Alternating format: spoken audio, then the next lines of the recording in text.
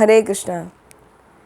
आप सभी का हार्दिक अभिनंदन आज के भक्ति रसामृत सिंधु की क्लास में। आइए अपने सत्र का शुरुआत करते हैं मंगलाचरण से। ओम अज्ञानतिमिरन्धस्य ज्ञानञ्जनशलाकया चक्षुरुन्मिलितं येन तस्मै श्रीगुरुवे नमः। अखिलरसामृतामूर्तिर्प्रसरमररुचिरुद्धतारकापालिः कलितश्यामललितो राधाप्रयाण विधुर्जयति। हरे कृष्णा। एक बार फिर आप सभी का हार्दिक अभिनंदन आज के भक्ति रसामृत सिंधु की क्लास में। पिछली बार तक हमारे अध्याय 5 कंप्लीट हो गए थे, जिसमें हमने भक्ति के विभिन्न स्तरों को देखा कि भक्ति की शुद्धता क्या है, भक्ति की पात्रता क्या है, भक्ति कैसे की जा सकती है, भक्ति करने के प्रारंभिक अवस्थाएं क्या क्या हैं, वो सब हमने डिटेल में जाना। आज हम जानने जा रहे हैं कि भक्ति करने का प्रोसेस क्या है, किस तरीके से भक्ति की जाए। तो आज का जो एपिसोड है बहुत ही प्रैक्टिकल है, सभी को फॉलो करना चाहिए वैसा वाला है। तो हम इन शॉर्ट पूरे जितने भी भक्ति के नियम हैं, 64 अंग जिनको कहा जाता है, वो सब जानेंगे इन शॉर्ट। फिर उसके बाद में आने वाले एपिसोड्स में कुछ पर्टिकुलर अंगों को डिस्कस किया जाएगा डिटेल में। तो आज पूरा एट ए ग्लांस 64 अंग भक्ति के क्या हैं उनके बारे में डिस्कशन है और उनके बारे में जानेंगे। ठीक है, तो जैसे हमारी पुस्तक का नाम है भक्ति रसामृत सिंधु। ये किसने लिखी है भक्ति रसामृत सिंधु? वेरी गुड माता जी, रूप गोस्वामी।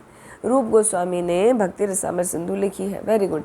और भक्ति रसामृत सिंधु बिंदु किसने लिखी है, उसका आइडिया है किसी को? सिंधु का भी एक बिंदु, बिंदु कहा जाता है एक छोटी सी बूंद। भक्ति रसामृत सिंधु बिंदु लिखी है विश्वनाथ चक्रवर्ती ठाकुर ने, जो हमारे पूर्ववर्ती आचार्य हैं। ठीक है, तो और हरि भक्ति विलास लिखी है सनातन गोस्वामी ने। तो उनका निचोड़ लेते हुए श्री रूप गोस्वामी ने इसमें भक्ति रसामृत सिंधु में भक्ति का बहुत ही सुंदर और सटीक वर्णन किया है। सटीक किस लिए हम शब्द प्रयोग कर रहे हैं? सटीक का मतलब है एकदम टू द पॉइंट, बिल्कुल भी इधर उधर नहीं, कुछ भी लाग लपेट नहीं, एकदम सीधा, है ना। जैसे जाने का मार्ग क्या होना चाहिए, सीधा सरल जो मार्ग होता है उस पे चलकर आसानी से पहुंचा जा सकता है। जबकि हम घूमते हुए मार्ग पे जाएंगे तो बहुत सारे मोड़ होंगे, बहुत सारे राउंड्स अबाउट होंगे, तो हमें टाइम लगता है। और यदि सीधा मार्ग पकड़े हमें तो हम जल्दी पहुंच जाते हैं। तो इसीलिए रूप गोस्वामी ने हमें एकदम सीधा सरल मार्ग दिया है, कैसे हम भक्ति कर सकते हैं और कैसे भक्ति का जो हमारा रिजल्ट है कृष्ण प्रेम की प्राप्ति, वो कैसे प्राप्त कर सकते हैं। ठीक है, तो जो उनके भाई हैं सनातन गोस्वामी, उन्होंने लिखी हरि भक्ति विलास। तो हरि भक्ति विलास में जब वो वर्णन कर रहे थे तो उन्होंने साथ में बहुत सारी चीज़ों को भी लेके चले। जैसे एक साधारण नियम माना जाए कि गुरु के निर्देशों का हमें पालन करना चाहिए। ठीक है, तो ये हमारा सीधा सटीक एक नियम हो गया कि हमें अपने गुरु के निर्देशों का पालन करना है। अभी वो पालन कैसे करना है, उसके क्या फर्दर नियम हैं, उसमें क्या इफ्स हैं, क्या बट्स हैं, क्या कंडीशंस हैं, तो वो सब उसकी डिटेल्स आ जाती हैं। तो वो डिटेल्स की चर्चा बाद में होगी। यहाँ पर रूप गोस्वामी जी ने सीधा सटीक सुगम सरल मार्ग बताया है भक्ति का। और साधन भक्ति क्या है जो हम अब तक के 5 अध्यायों में जाने। साधन भक्ति है कृति साध्यात् भवेत् साध्या भावा सा साधनाभिधा नित्य सिद्धस्य भावस्य प्राकट्यम हृदि साध्यता। कृति साध्यात् भवेत् साध्या मतलब भक्ति जो है वो इंद्रियों के प्रेरणा से साधित होती है। यानी हमारी जो 5 इंद्रियां हैं, ज्ञान इंद्रियां, और जो हमारी 5 कर्म इंद्रियां हैं, और एक हमारी उनका मन, उनका कंट्रोलर, तो 11 इंद्रियों की प्रेरणा से हम भक्ति कर सकते हैं, भक्ति को साध सकते हैं, और उसके द्वारा वो सब इंद्रियों को हम भक्ति में लगाकर क्या करते हैं, भाव भक्ति प्राप्त करते हैं। भगवान के प्रति जब हम भक्ति करने लगते हैं तो भाव उत्पन्न होता है। तो जब हम इंद्रियों की प्रेरणा से भक्ति करते हुए भक्ति को साधते हैं, मतलब भाव भक्ति को प्राप्त करते हैं, तो उसे साधन भक्ति कहा जाता है। ठीक है, तो साधन भक्ति क्या है? नित्य सिद्धस्य भावस्य प्राकट्यम हृदय साध्यता। नित्य सिद्ध भाव का जो प्राकट्य है वो हृदय में होता है, वो भक्ति की साध्यता है। तो साधन भक्ति हुआ हमारी इंद्रियों से भगवान की भक्ति करना। हाँ, ये साधन भक्ति हुआ। और वो भक्ति करते करते करते जब हम भाव प्रकट कर लेते हैं भगवान के प्रति, तो उसे कहा जाता है भक्ति की साध्यता। ठीक है, ये दो चीज़ क्लियर हो गई, साधन भक्ति और भक्ति की साध्यता। मतलब भक्ति करने का तरीका साधन भक्ति, और भक्ति करने का रिजल्ट उसकी साध्यता, साधना का रिजल्ट साध्यता। ठीक है, तो ये चीज़ हमारी क्लियर हो गई। तो भक्ति को कैसे किया जाए, इसके लिए श्रील रूप गोस्वामी ने मूलभूत सिद्धांतों को बताया, जिसमें से 10 मूलभूत सिद्धांत कहलाते हैं डूज, और उसके आगे के 10 मूलभूत सिद्धांत कहलाते हैं डोंट्स। डूज मतलब वो हमें करना है, और डोंट्स मतलब वो हमें नहीं करना है। हिंदी में बोलें तो जो करना है उसको प्रवृत्ति कहा जाता है, प्रवृत्ति मार्ग, what we have to do.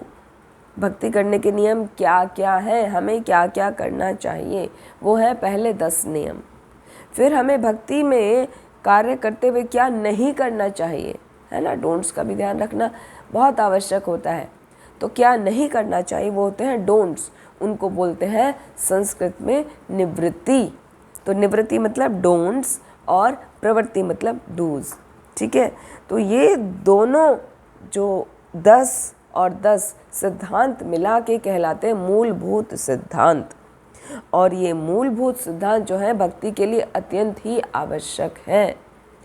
कोई भी व्यक्ति जो भक्ति करना चाहता है, यदि इन 20 सिद्धांतों का पालन करने लगे तो आसानी से वो भक्ति में भक्ति की साध्यता को प्राप्त कर सकता है। भक्ति की साध्यता समझ आया ना?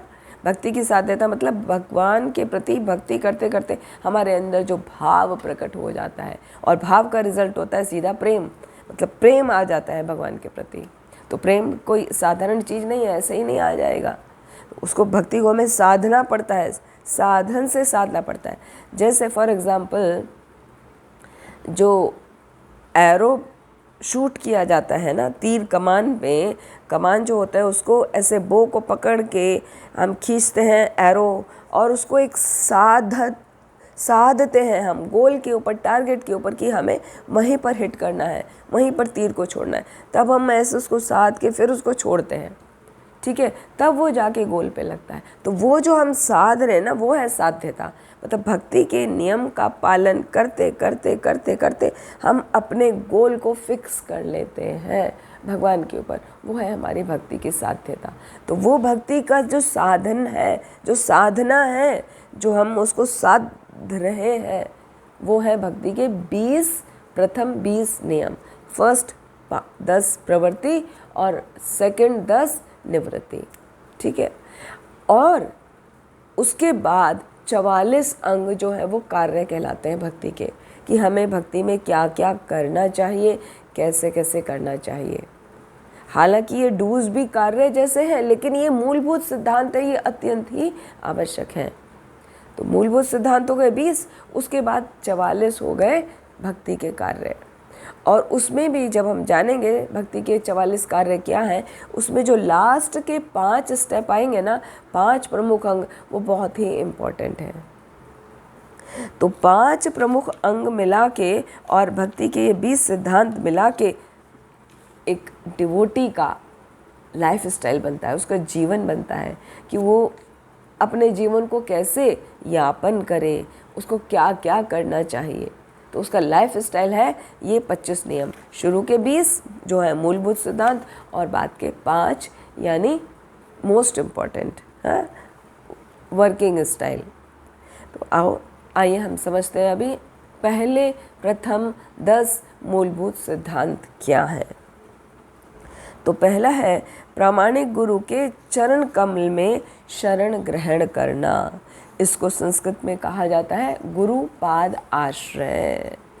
हमें गुरु के चरणों में शरण ग्रहण करनी चाहिए।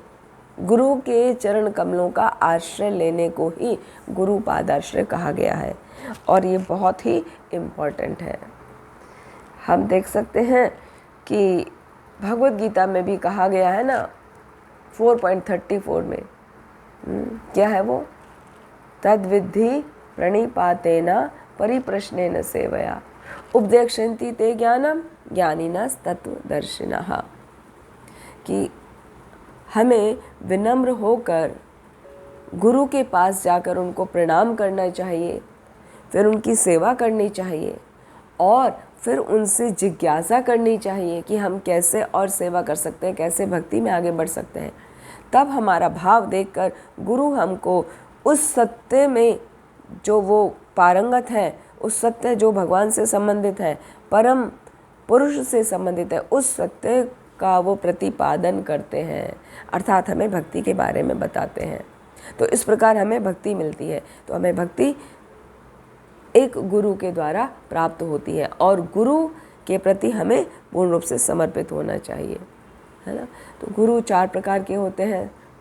एक तो होते हैं हमारे चैत्य गुरु जो हमारे हृदय में हैं, जो हमें बताते हैं क्या ठीक है क्या गलत है ना। वो हमेशा भगवान हमारे हृदय में है। दूसरे होते हैं पथ प्रदर्शक गुरु जो हमें बताते हैं कि चलो भाई इस्कॉन में आओ, इस्कॉन में आके प्रोग्राम अटेंड करो, कृष्ण कथा सुनो, प्रसाद लो, थोड़ी सेवा करो, ये करो वो हमारे पथ प्रदर्शक गुरु हो गए। तीसरे होते हैं हमारे शिक्षा गुरु जो हमें भक्ति के नियम को कैसे करा जाए, भक्ति के सिद्धांत क्या हैं, उनका पालन किस प्रकार किया जाए, भक्ति के विभिन्न विभिन्न उत्सवों को कैसे मनाया जाए, किस तरह उसमें हम प्रगति कर सकते हैं। तो जो इनके बारे में बताता है डिटेल में वो कहलाता है शिक्षा गुरु। और चौथे होते हैं दीक्षा गुरु। जब हम भक्ति करते करते शिक्षा गुरु के अंतर्गत भक्ति में पारंगत होने लगते हैं, पारंगत के लेवल भी बहुत है, तो जब इतने अच्छे से हम दृढ़ हो जाते हैं कि हम भक्ति के गोल को सेट कर लेते हैं, अपने जीवन को भक्ति के अनुसार पूरा ढाल लेते हैं, तब हमें दीक्षा गुरु दीक्षित करते हैं हरिनाम देकर। हरिनाम दीक्षा के द्वारा वो हमें दीक्षित करते हैं, हमारा पुनर्जन्म होता है, हमारा नया नाम मिलता है। तो इस प्रकार दीक्षा गुरु हमारा भगवान से संबंध जोड़ देते हैं। तो ये चारों गुरु हमें भक्ति करने में मदद करते हैं और सबसे बड़ा रोल इनमें होता है दीक्षा गुरु का और शिक्षा गुरु का। दीक्षा गुरु हमें दीक्षित करते हैं, लेकिन शिक्षा गुरु हमारे साथ निरंतर चले जाते हैं। जैसे जैसे हम प्रगति करते जाते हैं वो हमेशा हमारे साथ हमारे वेलफेयर के लिए खड़े होते हैं, हमारे गाइडेंस के लिए हमारे साथ खड़े होते हैं। इसीलिए हमें सबसे पहला यह है गुरु की शरण लेना चाहिए, वो भी कौन से, प्रामाणिक गुरु, किसी ऐसे वैसे इधर उधर नहीं।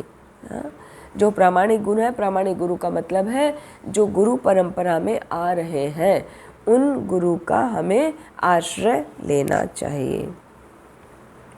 फिर दूसरा आता है गुरु द्वारा दीक्षित होकर उनसे भक्ति करना सीखना। कृष्ण दीक्षादि शिक्षणम, कृष्ण के ज्ञान की दीक्षा लेना मतलब ये दीक्षा गुरु से दीक्षित होकर उनसे फिर भक्ति करने के नियमों को सीखना। और ये बहुत ही इम्पोर्टेंट है। भगवान श्री राम और चैतन्य महाप्रभु, भगवान श्री कृष्ण स्वयं अपने उदाहरण से प्रस्तुत करते हैं। भगवान श्री कृष्ण ने संदीपनी मुनि से ज्ञान ग्रहण किया, है ना। संदीपनी मुनि के आश्रम में रहकर 64 दिनों में उन्होंने 64 कलाओं को सीख लिया था। भगवान श्री राम भी अपने गुरु वशिष्ठ मुनि के पास गए थे ज्ञान को ग्रहण करने के लिए। चैतन्य महाप्रभु ने भी ईश्वरपुरी से सीखा था। ठीक है, तो हर किसी रूप में भगवान ने भी स्वयं अपने उदाहरण से प्रस्तुत किया कि गुरु को ग्रहण करना कितना अधिक आवश्यक है और कैसे हमें भक्ति करना चाहिए, किस तरह उनसे सीखना चाहिए, उन्होंने अपने एग्जाम्पल से हमें सिखाया। तीसरा, श्रद्धा पूर्वक तथा भक्ति पूर्वक गुरु के आदेशों का पालन करना। इसको कहते हैं विश्रम्भेण गुरु हो सेवा। जब हम गुरु की सेवा करते हैं तो हमें पूर्ण श्रद्धा से सेवा करनी चाहिए। ठीक है, उसमें हमारी श्रद्धा कम नहीं होनी चाहिए और जो भी गुरु निर्देश दे रहे हैं उनका पालन ध्यानपूर्वक करना चाहिए। उसमें किसी तरह की कोई ढील नहीं बरतनी चाहिए। तो क्योंकि ये जो है नियम है ना, ये फर्स्ट 3 बहुत इम्पॉर्टेंट है। वो जो हमने शुरू में बताया 10 प्रवृत्ति, उसके अगले आएंगे 10 निवृत्ति, उसके लास्ट वाले 5 आएंगे जो मोस्ट इम्पॉर्टेंट है। लेकिन उन 25 में भी सबसे ज़्यादा इम्पॉर्टेंट ये शुरू के 3 हैं कि हमें गुरु के चरण कमल की शरण ग्रहण करना चाहिए, गुरु के द्वारा दीक्षित होना चाहिए, भक्ति करना सीखना चाहिए और उनके प्रति सदैव श्रद्धापूर्वक उनके बताए हुए नियमों का पालन करना चाहिए। दिव्यम ज्ञानम ततो कुर्याद पापस्य संशयम। जो गुरु होते हैं वही हमें दिव्य ज्ञान प्रदान करते हैं और हमारे पापों को क्षय करते हैं, ख़त्म करते हैं। ठीक है, फिर अभी चौथा है गुरु के निर्देश अनुसार महान आचार्य के पद चिन्हों पर चलना। जो हमारे आचार्य हैं, जो पूर्ववर्ती आचार्य हैं या जो भी प्रेजेंट आचार्य हैं, उनके बताए हुए नियमों का पालन करने को ही उनके चरण चिन्हों पे चलना कहा जाता है। चरण चिन्हों के चलने का मतलब ये नहीं है कि जहाँ वो जा रहे हैं उनके पैरों की जो छाप पड़ गई है उस पे चलेंगे, नहीं। चरण चिन्ह का पालन करने का मतलब है उनके बताए हुए निर्देशों का पालन करना। फिर 5वां नियम है कृष्ण भावनामृत में अग्रसर होने के लिए गुरु से जिज्ञासा करना। कितना सिंपल है ये तो। जब हम गुरु के मुख से उनकी वाणी सुनते हैं, भगवान के नाम रूप गुण लीला इत्यादि को श्रवण करते हैं, तब हमारे हृदय में जिज्ञासा आनी चाहिए और हमें कुछ ना कुछ प्रश्न जरूर पूछना चाहिए। लेकिन ध्यान रखना चाहिए कि प्रश्न उससे संबंधित ही हो, अपना पर्सनल लाइफ से रिलेटेड नहीं हो। तो भक्ति में कैसे आगे बढ़ें उसके बारे में गुरु से जिज्ञासा जरूर करना चाहिए। फिर 6वां नियम है भगवान कृष्ण की तुष्टि के लिए किसी भी वस्तु का परित्याग करने के लिए उद्यत रहना। किसी भी वस्तु से संबंध है यहाँ पर जो आपको प्रिय हो, ऐसी वस्तु का परित्याग करना। सपोज़ आपको रसगुल्ला बहुत पसंद है, मीठा बहुत पसंद है, तो भगवान की प्रसन्नता के लिए, भगवान श्री कृष्ण की तुष्टि के लिए आप उसको छोड़ सकते हैं। जैसे कुछ भक्त लोग कार्तिक के महीने में करते हैं, पुरुषोत्तम मास में करते हैं कि पर्टिकुलर मिठाई उस मास में नहीं खाएंगे कि वो मैंने भगवान को ऑफ़र कर दी है, तो 1 महीना नहीं खाएंगे। तो इस तरीके से हमें कोई भी भौतिक वस्तु का परित्याग करने के लिए सदैव तत्पर रहना चाहिए। ये इसमें हमने स्टार्टिंग में देखा था ना, भक्ति का नियम क्या है, कैसे प्रतिपादित करते हैं भक्ति को। अनुकूलस्य संकल्प प्रतिकूलस्य वर्जनम, या कृष्ण अनुशीलनम। जो कृष्ण के अनुशीलन में हमें लगाता हो वो भक्ति में फॉलो करना चाहिए, बाकी का परित्याग कर देना चाहिए। लेकिन परित्याग करना और त्याग करने में फ़र्क है। जो भक्ति में हमें नहीं लगा रहा है, जो बाधा कर रहा है, उसका त्याग करना। और यहाँ जो कहा जा रहा है अपनी सर्वप्रिय वस्तु को भगवान के लिए ऑफ़र कर देना, भगवान के लिए त्याग देना, भगवान के लिए छोड़ देना, दोनों में फ़र्क है। ठीक है, वो तो करना ही है, जो प्रतिकूल है उनको तो छोड़ना ही है, लेकिन साथ में भगवान की प्रसन्नता के लिए अपनी कोई प्रिय आदत, अपनी कोई प्रिय वस्तु, उसका परित्याग करना चाहिए, जिससे हम भगवान को प्रसन्न कर सके। फिर 7वां नियम आता है, द्वारका या वृंदावन जैसे पवित्र तीर्थ स्थलों में वास करना। द्वारका हो, वृंदावन हो, मथुरा हो, जगन्नाथपुरी हो, मायापुर धाम हो, गंगा का तट हो, नवद्वीप धाम हो, जितने भी धाम हैं, अयोध्या धाम हो, वहाँ पर जाकर हमें समय समय पर रहना चाहिए, विज़िट करना चाहिए, और हो सके तो थोड़े बहुत समय वहाँ जाके रहें। जैसे कार्तिक के महीने में भक्त लोग जाते हैं, वृंदावन वास करते हैं, मायापुर धाम का वास करते हैं, अयोध्यापुरी धाम का वास करते हैं, तो वहाँ रहा जाए कुछ समय और भक्ति की जाए। तो ये भक्ति का इम्पॉर्टेंट नियम है, हमें जाते रहना चाहिए पवित्र तीर्थ स्थलों में भगवान का सानिध्य प्राप्त करने के लिए। सानिध्य कैसे प्राप्त करेंगे? ऐसा थोड़ी है कि भगवान तो सर्वत्र उपस्थित है ना, वो तो ऑमनी प्रेजेंट है, तो वो वहीं पर प्रेजेंट है, यहाँ पर नहीं है। भगवान सभी जगह है, लेकिन फिर भी हमें समय समय पर तीर्थ यात्रा जरूर करनी चाहिए। ठीक है। फिर 8वां नियम, केवल आवश्यक वस्तु को ही स्वीकार करना अथवा भौतिक जगत से आवश्यकता के अनुसार संबंध रखना। जिसकी ज़रूरत है, जितनी ज़रूरत है, केवल उतने ही वस्तु को स्वीकार किया जाना चाहिए, बाकी को नहीं, है ना। ये नहीं कि हमें भूख तो लग रही है, हमारे ज़रूरत है 2 केला खाने की, लेकिन हम तो पूरे 6 केले ले लेंगे जी, 12 ले लेंगे, हैं, और किसी को बांटेंगे भी नहीं, ये सारे मेरे हो गए, मैं खाता रहूँगा बाद तक। एक छोटा सा एग्जाम्पल दिया। तो हमें क्या करना चाहिए? अपनी लाइफ को बहुत सिंपल रखना चाहिए। Keep life as simple as possible, तभी हम भक्ति में लगे रह सकते हैं।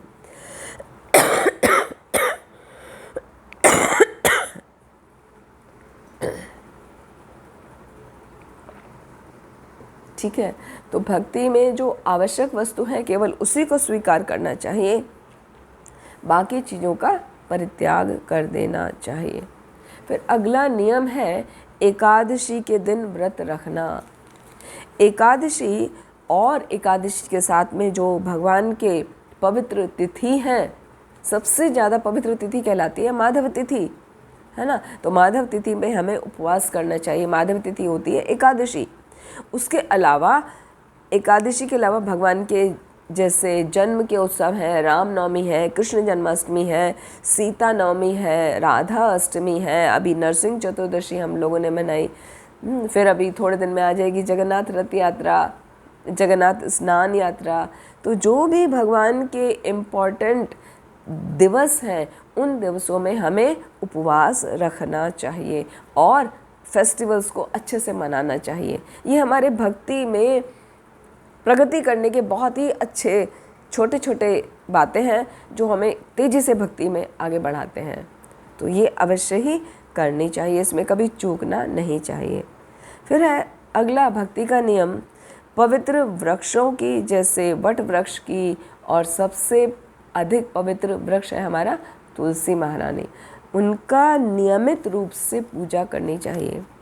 यदि हम मंदिर जा रहे हैं तो वहाँ तो डेली हम तुलसी आरती अटेंड करते हैं, परिक्रमा करते हैं। यदि आप मंदिर नहीं जा पा रहे हैं, किसी वजह से प्रतिदिन मंदिर नहीं जा रहे हैं, तो घर में एक तुलसी का पेड़, तुलसी का वृक्ष रखिए, उसकी सेवा प्रतिदिन करिए। सुबह शाम तुलसी पे भी दीपक जलाना चाहिए। जैसे हम भगवान की आरती सुबह और संध्या आरती करते हैं, इसी प्रकार उसी समय तुलसी महारानी की भी हमें आरती करनी चाहिए। ठीक है, क्योंकि वो बहुत ही पवित्र होती है। जब इसका डिटेल वाला पोर्शन आएगा तब फिर उसको आपको डिटेल में पूरा समझाएंगे। आज तो पूरे 64 नियम कवर करने हैं ना, इसीलिए शॉर्ट में बता रहे हैं सब। तो ये 10 बातें हो गई प्रवृत्ति, डूज, हमें भक्ति में क्या क्या करने चाहिए। ये नए भक्त जो होते हैं उनको एकदम से प्रगति करता है भक्ति में, बहुत जल्दी से वो भक्ति में लग जाता है। अब हम सीखेंगे भक्ति के गौण नियम क्या है, या निवृत्ति क्या है, या डोंट्स क्या है। हमें किन बातों का ध्यान रखना है कि वो हमें नहीं करनी है। पहला है अभक्तों की संगति का दृढ़ता पूर्वक परित्याग। जो अभक्त हैं, जो भक्ति में नहीं है, उनका संग नहीं करना चाहिए। तो अभक्त जैसे भगवान चैतन्य महाप्रभु ने भी बताया, अभक्त का मतलब होता है स्त्री संगी एक असाधु कृष्ण अभक्त आर। या तो वो स्त्री संगी है या स्त्री संगी का भी संगी है, या कृष्ण का भक्त नहीं है या अभक्त है। कोई भक्त है तो उस भक्तों की निंदा करता है, कोई कृष्ण भक्त है तो उसकी निंदा करता है, भगवान कृष्ण की निंदा करता है। तो ऐसे व्यक्तियों का संग नहीं करना चाहिए। जितना हो सके उनसे दूर रहा जाए, दृढ़तापूर्वक उनको छोड़ देना चाहिए और ज़्यादा से ज़्यादा भक्तों की संगति करना चाहिए, भक्तों की नहीं, अभक्तों की नहीं। फिर दूसरा सिद्धांत है भक्ति की इच्छा ना रखने वाले को उपदेश नहीं देना चाहिए। जैसे हम यहाँ पर सुन रहे हैं तो हमें कोशिश करनी चाहिए जो नियम जैसे आप सुनते जा रहे हैं वो आपस में, अपने परिवार में, अपने जानने वालों में बताओ कि आज हमने ये सुना, भक्ति ऐसे से करनी चाहिए। लेकिन यदि कोई व्यक्ति भक्ति में अपोजिट है, मतलब उसको अच्छा नहीं मानता है, भक्ति को फालतू लगता है, तो ऐसे व्यक्ति को उपदेश नहीं देना चाहिए। भक्ति भी उसी को सिखाना चाहिए जो कैसे हो, सजातीय हों। रूप गोस्वामी बताते हैं सजातीय आशय स्निग्ध साधु संग सतोवरे। संग किसका करना चाहिए? जो लाइक माइंडेड पीपल हैं, जो हमारे जैसे हैं, मतलब जो भक्ति में आगे बढ़े हुए, जो भक्ति में अग्रसर हैं, जो भक्ति के कार्यों में लगे हैं, उनका संग करना चाहिए। स्निग्ध, जो बहुत ही अफेक्शनेट हैं, प्रेम पूर्वक व्यवहार करते हैं। साधु संग, जो और भक्तों का संग करने में निरंतर लगे रहते हैं, प्रसन्न रहते हैं, भगवान का नाम रूप लीला गुण आदि की ही चर्चा करते हैं, उनका हमें संग करना चाहिए। तो जितना जितना आगे बढ़ते जाते हैं हम भक्ति में, वैसे वैसे हम और भक्तों का संग करते जाते हैं। तो इसीलिए अभक्तों की संगति का त्याग करना है और जो भक्ति की इच्छा नहीं रखते उन लोगों को उपदेश नहीं देना है। तीसरा, बहुमूल्य मंदिर या मठ बनवाने के लिए बहुत अधिक उत्साह नहीं दिखाना चाहिए। यदि मंदिर बन रहा है तो हमें डोनेशन देना चाहिए, ज़रूर देना चाहिए। ऐसा स्कंद पुराण में वर्णन आता है कि यदि मंदिर बन रहा है उसमें आप एक ईंट भी लगाते हैं या उसका उतना कीमत दान देते हैं तो भगवान के वैकुंठ धाम में आपका स्थान सुरक्षित हो जाता है। तो मंदिर बनवाने के लिए दान अवश्य देना चाहिए, लेकिन यहाँ पर इसलिए कहा गया है कि अधिक उत्साह नहीं दिखाना चाहिए कि अपनी भक्ति भी छोड़ के हम ज़्यादा से ज़्यादा डोनेशन कलेक्ट कर रहे हैं, जप करना छोड़ दिया, क्लासेस अटेंड करना छोड़ दिया, खाली पैसा पैसा पैसा, कहाँ से पैसा हम लाएं और डोनेशन दें। उतना हद तक करने का आवश्यकता नहीं है। हमारी भक्ति के जो मुख्य नियम हैं, नाम जप करना, कीर्तन सुनना, भक्तों का संग करना, श्रवण इत्यादि करना, वो अत्यंत महत्वपूर्ण है, उन पे हमें फोकस रखना चाहिए। फिर आगे है फोर्थ नियम, ना तो अत्यधिक पुस्तकें पढ़ना चाहिए या श्रीमद् भगवद गीता, श्रीमद् भागवतम का उपाख्यान देकर अपने अर्निंग करना चाहिए। मतलब जैसे बाहर के लोग करते हैं ना, भागवतम का पाठ करेंगे, कितना कुछ लैक्स में जाता है, 4 लाख 5 लाख 10 लाख, वो डिपेंड करता है कौन कितना कर रहा है, किस लेवल का है। तो वो भक्ति के लिए सही मार्ग नहीं है। यदि हम जो प्रवचन करते हैं भगवत गीता भागवतम पे और उसका हम पारितोषिक ग्रहण करते हैं तो भक्ति में आगे नहीं बढ़ पाते। तो भक्ति करना है, प्रवचन करना है, तो उसके लिए आपको मांगना नहीं चाहिए। ये कोई नौकरी की थोड़ी है कि हम लेक्चर दे रहे हैं, लाइक स्कूल्स में टीचर्स पढ़ाते हैं तो उनको सैलरी मिलती है। ये कोई सैलरी वाला जॉब थोड़ी है कि हम पढ़ा रहे हैं तो आप सैलरी दीजिए, है ना। भक्तों की अपनी इच्छा होती है, डोनेशन कुछ ना कुछ पारितोषिक ऐसे दे सकते हैं, छोटा मोटा कुछ, या उनके बातों को आप मानिए, नियमों का पालन करिए, उतने से ही भक्त प्रसन्न हो जाते हैं। लेकिन यदि किसी का ऐसा भाव है कि उसी को अपना जीविका अर्जन का तरीका बना लिया जाए तो वो गलत है, उससे बचना चाहिए। या बहुत अधिक पुस्तकों को पढ़ना कि इधर उधर से भागवतम, श्रीमद् भगवद गीता, चैतन्य चरितामृत इत्यादि को छोड़ के और पुस्तकों को पढ़ेंगे और हम फिर अभी काट करेंगे, तो उतना की आवश्यकता नहीं है, उससे भक्ति में गिरावट आती है। फिर 5वां नियम है सामान्य आचार व्यवहार में लापरवाही ना बरतना। जो हमारा साधारण संबंध होता है बाकी सभी लोगों से, उनसे भी हमें व्यवहार करते वक्त लापरवाह नहीं होना चाहिए। स्लैंग लैंग्वेज यूज़ नहीं करनी चाहिए। बहुत ही सौम्य, सरल और शांत स्वभाव से हमें बातचीत करना चाहिए। फिर यदि हमारी कोई किसी प्रकार हानि हो जाती है तो हमें उसके लिए बहुत शोक नहीं करना चाहिए, परेशान नहीं होना चाहिए। या कभी हमें कुछ बहुत अच्छा मिल गया, पारितोषिक मिल गया, तो हमें बहुत ज़्यादा हर्षित भी नहीं होना चाहिए, है ना। भगवत गीता में आता है ना, सम दुख सुख क्षमी, लाभा लाभो जया जयो। लाभ में, अलाभ में, जय में, पराजय में हमें हमेशा समान ही रहना चाहिए। फिर 7वां नियम है देवताओं का अनादर नहीं करना चाहिए। जब हम भक्ति में आते हैं तो नए नए लोगों को जब बताया जाता है कृष्ण ही एकमात्र ईश्वर हैं, हाँ, कृष्ण एकला ईश्वर एकला कृष्ण आर्ष भृत्या, तो ऐसा सुन के उनके हृदय में आ जाता है कि कृष्ण ही भगवान है, तो बाकी सबसे अवॉइड करेंगे, उनको अनादर करेंगे। वो नहीं करना चाहिए। उतना समझना चाहिए कि ईश्वर, परम ईश्वर तो भगवान श्री कृष्ण ही हैं, लेकिन बाकी सब हैं उनके भृत्य। भृत्य मतलब उनके सेवक हैं, उनके पार्षद हैं, या उनके विभिन्न विस्तार हैं, अंशों के भी विस्तार हैं, तो उनका अनादर नहीं करना चाहिए। फिर भी वो हम सबसे बहुत ऊपर है। हम क्या है? जीव हैं। वो हम जीव तत्वों से तो बहुत ऊपर हैं, सभी देवगण। तो कभी भी किसी भी देवता का अनादर नहीं करना चाहिए। कहीं कोई मंदिर भी देखे तो प्रणाम करना चाहिए। अगला नियम है किसी जीव को व्यर्थ कष्ट नहीं पहुंचाना। किसी भी जीव को, जैसे पशुओं को उठा के कंकड़ मार दिया या डंडा मार दिया, वॉटेवर, है ना, किसी भी प्रकार किसी भी जीव को कष्ट नहीं देना चाहिए। डिटेल में बाद में समझेंगे, इसमें बहुत सारी प्रैक्टिकल बातें आती हैं।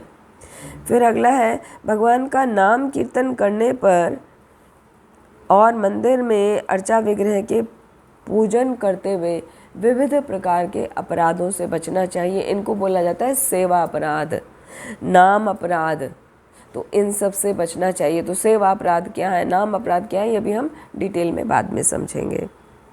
फिर 10वां नियम है डोंट्स का, कि यदि कोई व्यक्ति भगवान की या भगवान के भक्तों की निंदा कर रहा है तो उस व्यक्ति की निंदा को सुनना नहीं चाहिए, उसको रैलिश नहीं करना चाहिए।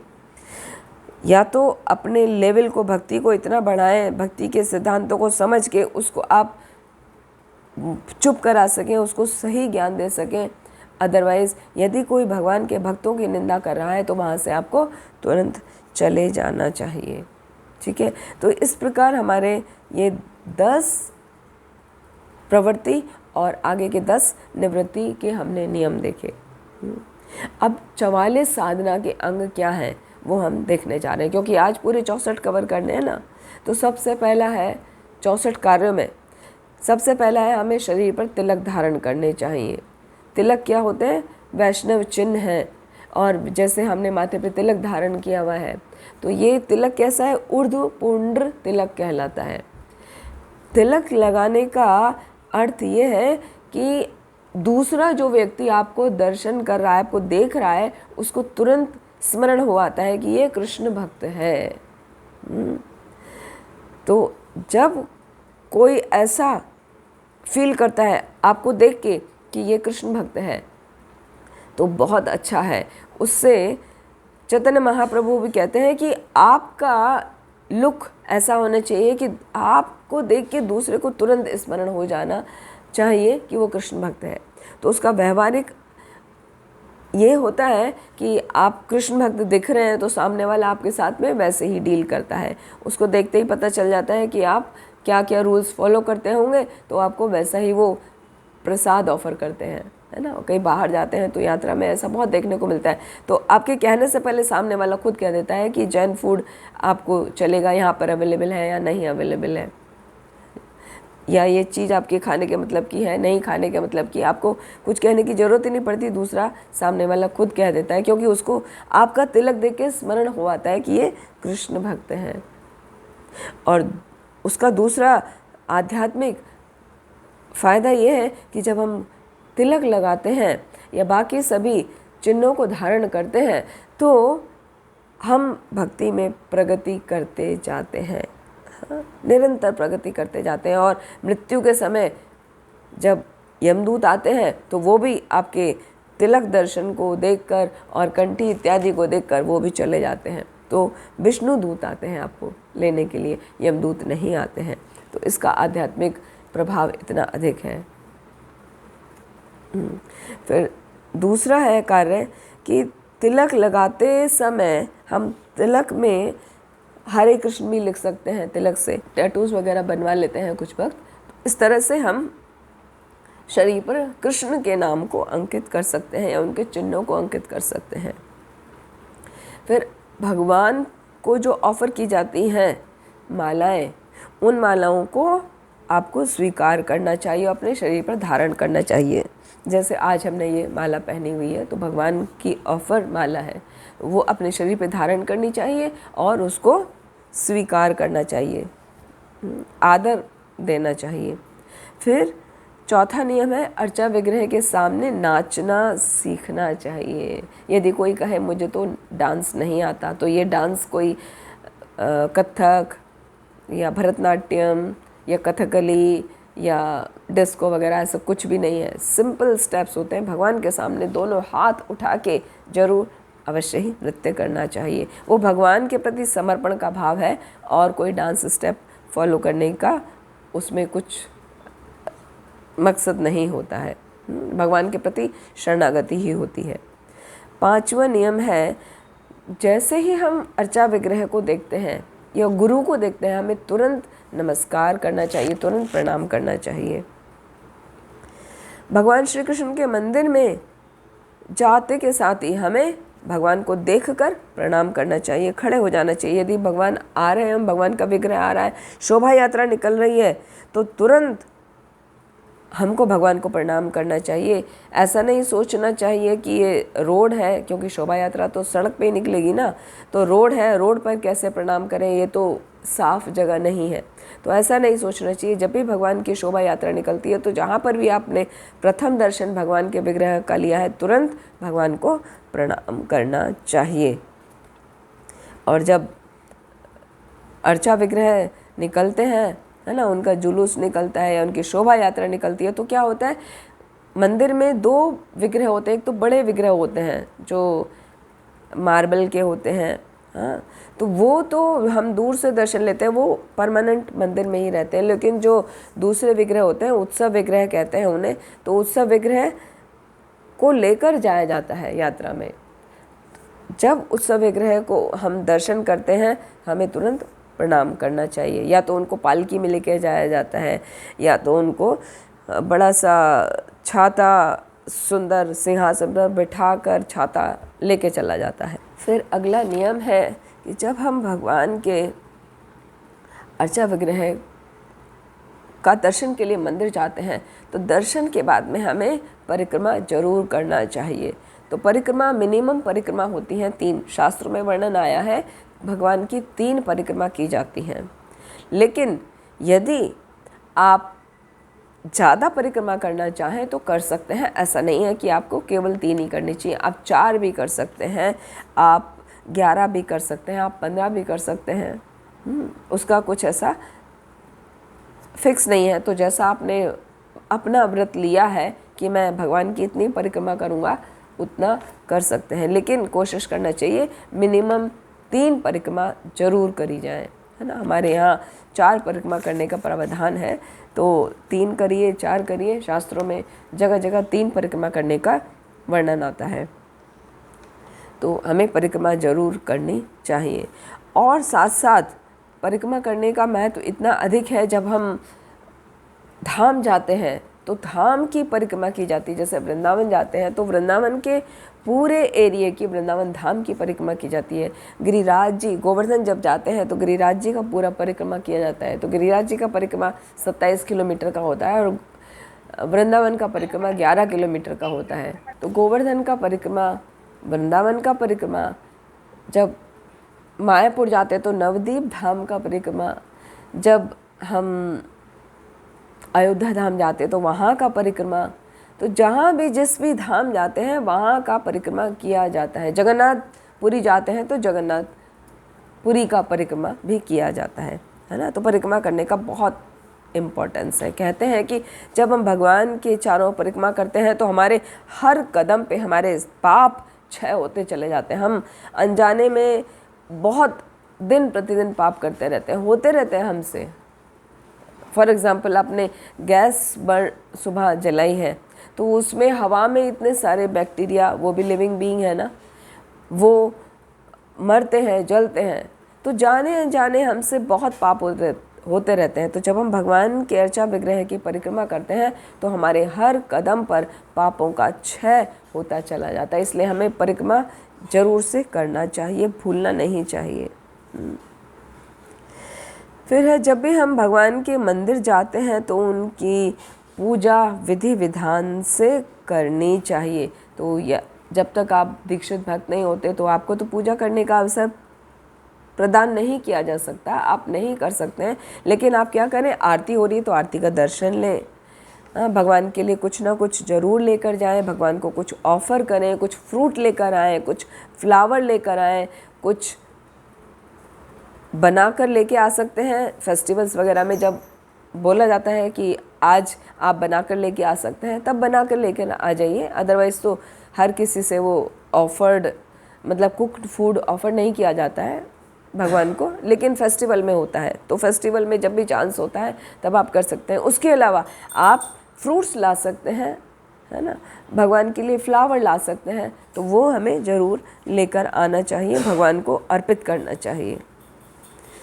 अगला है, अर्चा विग्रहों की स्वयं सेवा की जाए। तो स्वयं कैसे सेवा करेंगे, जब तक हम दीक्षित नहीं होते भगवान की सेवा कैसे करेंगे। यदि आपके घर में विग्रह हैं तो आप उनकी सेवा कर सकते हैं, लेकिन जब तक विग्रह नहीं है या जब तक आप दीक्षित नहीं हैं तो सेवा करने का अर्थ है भगवान की जो कथाएं हैं उनका श्रवण करना, भगवान का कीर्तन करना, भगवान का नाम जप करना, वो सबसे बड़ी सेवा कही जाती है।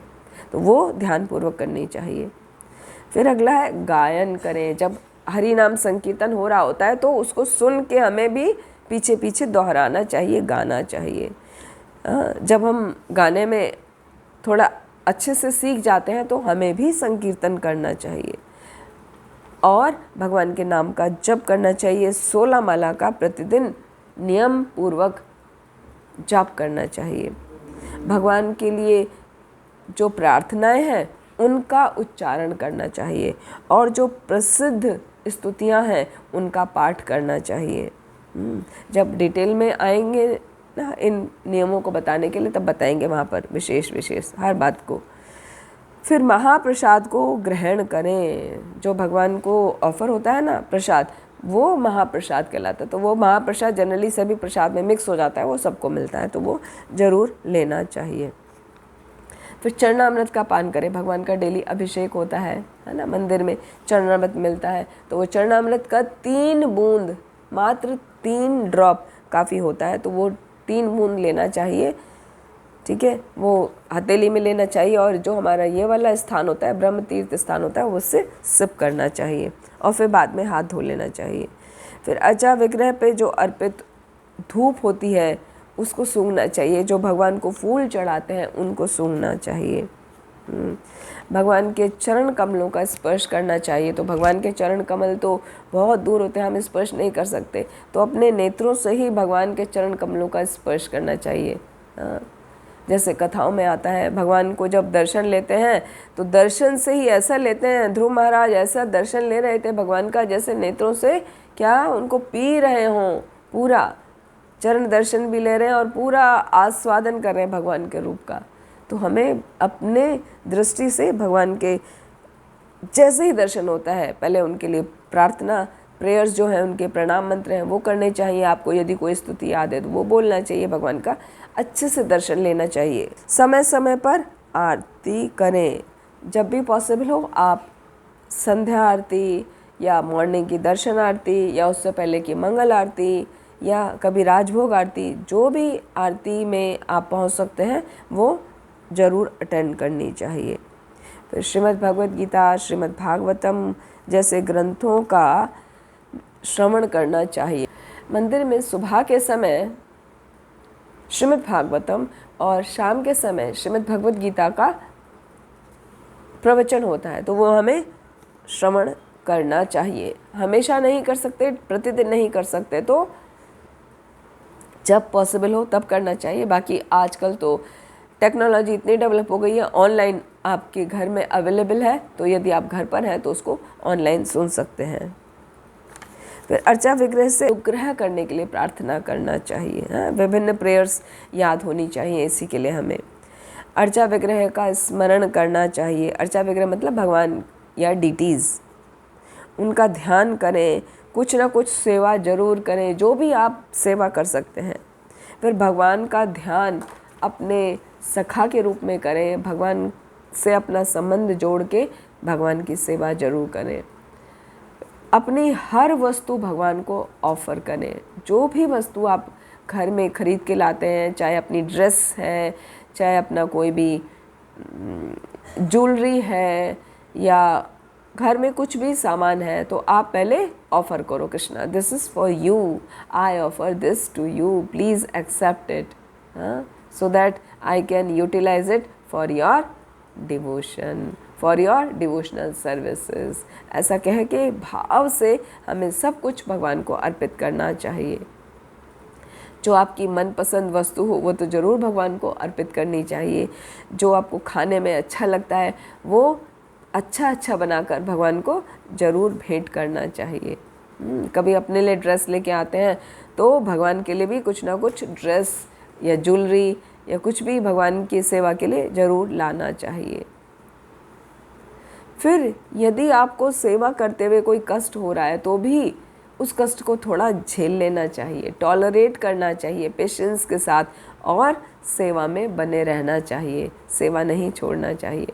प्रयास के साथ भगवान की सेवा में लगे रहना चाहिए।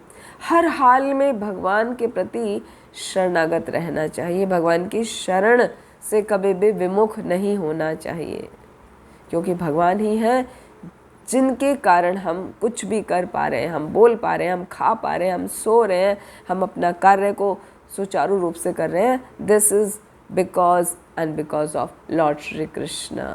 कोई भी कार्य करते हैं तो उसके 5 कारण कहे जाते हैं। अधिष्ठानम तथा कर्ता, कर्णम च पृथक विधम, विविधांश पृथक चेष्टा, देवम च वात्र पंचमम। कार्य को करने का स्थान, कार्य करने वाला, कार्य करने के उपकरण और कार्य करने की चेष्टा, ये 4 चीज़, और उसमें ऊपर भगवान की मर्सी, ब्लेसिंग्स, ये 5 चीज़ मिलकर ही हम कोई कार्य कर पाते हैं। तो बिना भगवान की ब्लेसिंग के ये मुट्ठी भी नहीं बन सकती। ठीक है, तो भगवान के लिए कुछ भी कष्ट हो उसको झेलते हुए भगवान की सेवा करनी चाहिए, उनके हमेशा शरणागत बने रहना चाहिए। फिर तुलसी के पौधे को सींचना चाहिए। नियमित रूप से भगवत गीता, भागवतम इनका श्रवण करना चाहिए। फिर वैष्णव भक्तों की सेवा करनी चाहिए और जितना भी पॉसिबल हो उतना भक्ति के साधनों का प्रयोग करके भक्ति करने की व्यवस्था करनी चाहिए। मतलब एज मच एज पॉसिबल आप कर सकते हैं उतना भक्ति करना चाहिए, भक्तों की सेवा करना चाहिए। फिर जो स्पेशल मंथ है जैसे कार्तिक मंथ है, हाँ, पुरुषोत्तम मास, तो पुरुषोत्तम मास आता है, कार्तिक मास आता है, उसमें विशेष सेवा करनी चाहिए। फिर जन्माष्टमी, भगवान के जो प्राकट्य अवसर हैं उन पर तो बिना चूक हमें सेवा जरूर करनी चाहिए। और इस बात का ध्यान रखना चाहिए कि जो भी सेवा आप कर रहे हैं वो भक्ति पूर्वक होनी चाहिए, श्रद्धा पूर्वक होनी चाहिए। ऐसे ही नहीं कि बस करना है तो चलो चलो कर दें। आपका पूरा उसमें भक्ति उड़ेल दीजिए, भगवान के प्रति प्रेम डाल दीजिए, तब जाके भगवान आपकी भक्ति को स्वीकार करते हैं, है ना। उसमें आता है ना भगवद गीता में, पत्रम पुष्पम फलम तोयम यो में भक्त्या पृच्छति तद हम भक्ति उपहर्तम अश्नामि प्रियतात्मना। अश्नामि, मैं उसको स्वीकार करता हूँ। कैसे? जो मुझे प्रेम पूर्वक ऑफर करता है कुछ भी। फिर भक्तों के बीच में ही भागवतम बाँचने का आनंद उठाया जाए, बाहर नहीं। श्रीमद् भागवतम का श्रवण करते हैं तो भक्तों के बीच में बैठ के करना चाहिए।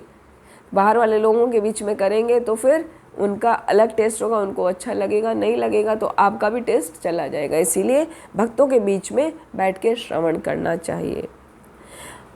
हाँ, इसके लिए ज़रूरी है बड़े चढ़े भक्त जो है, मतलब जो भक्ति में प्रगति कर चुके हैं, उनके साथ में रहकर भक्ति करा जाए, श्रवण किया जाए। और इसके लिए सबसे अच्छा प्लेस होता है जब भगवान के फेस्टिवल्स होते हैं, तो जब भी अभिषेक होता है, कथाएं होती हैं, उनसे पहले वो सब कथाओं में भक्त लोग आते हैं, तो उनके साथ में हमें भगवान की कथाओं का श्रवण करने का अवसर प्राप्त होता है।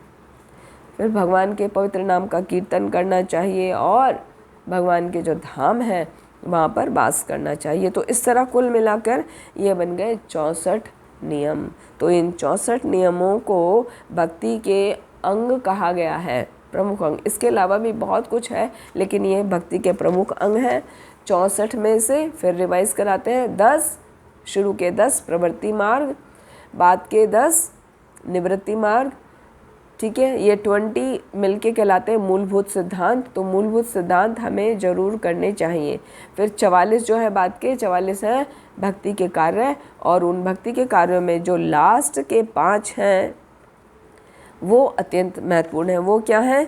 वो हमने बताया कि साधु का संग करना चाहिए, भगवान के नाम का कीर्तन करना चाहिए, भगवद गीता भागवत का श्रवण करना चाहिए, धाम वास करना चाहिए और भगवान की जो अर्चा विग्रह उनकी सेवा करना चाहिए। इन शॉर्ट बोले तो चैतन्य चरितामृत में महाप्रभु स्वयं बोलते हैं, साधु संग नाम कीर्तन भागवत श्रवण मथुरावास श्री मूर्ते श्रद्धाए सेवन। कि साधु के संग में हमें नाम जप इत्यादि करना चाहिए, कीर्तन करना चाहिए, भागवत का श्रवण करना चाहिए, जाकर जितना भी पॉसिबल हो धाम वास करना चाहिए और भगवान के विग्रहों की सेवा करनी चाहिए। और इन सब को करने के लिए हमें क्या करना है? अपने मन को, अपनी वाणी को और अपने शरीर को पूर्ण रूप से भगवान की सेवा में लगाना होता है। मनसा वाचा और कर्मणा। जब हम मनसा वाचा कर्मणा तीनों से भगवान की सेवा करते हैं तो भगवान हमारे हृदय में प्रकट होकर हमारे हृदय के जो मलिनता है, जो गंदगी है, उसको साफ कर देते हैं और शुद्ध भक्ति हमारे हृदय में प्रकट हो जाती है। इसी को कहा जाता है भक्ति की साध्यता।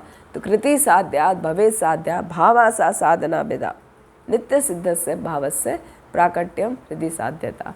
जब हम अपनी सभी इंद्रियों को भगवान की सेवा में सिंसियरिटी के साथ लगाते हैं तो भगवान क्या करते हैं? हमारे हृदय में प्रकट होकर हमारी शुद्ध भक्ति को प्रकट कर देते हैं। यही भक्ति की साध्यता है। ठीक है, तो इसी के साथ आज के सत्र को यहीं विराम देते हैं। आज हमने लिया भक्ति के 64 अंग और अगले सत्र में फिर शुरू होगा भक्ति के सिद्धांतों के 64 अंग के उनके क्या प्रमाण हैं विभिन्न शास्त्रों से। विभिन्न शास्त्रों में उनको एक एक अंग को लेके डिटेल में समझेंगे, जिससे हमें अच्छे से समझ में आए और हम भक्ति को स्ट्रॉन्ग तरीके से सिंसेरिटी के साथ